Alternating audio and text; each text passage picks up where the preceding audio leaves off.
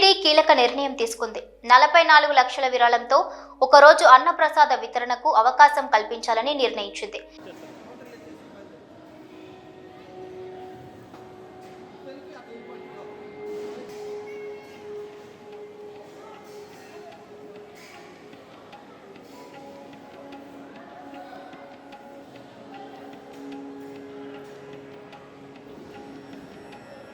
దీని ద్వారా దాతలు స్వయంగా వడ్డించవచ్చని వెల్లడించింది.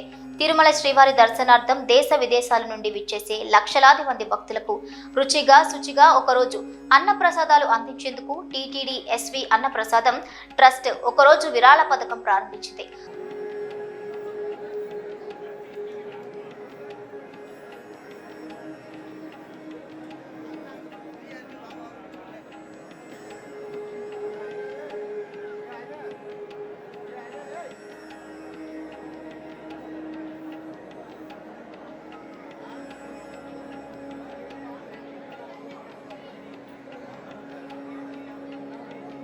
ఒకరోజు పూర్తిగా అన్నప్రసాద వితరణ 44 లక్షలు చెల్లించాల్సి ఉంటుంది.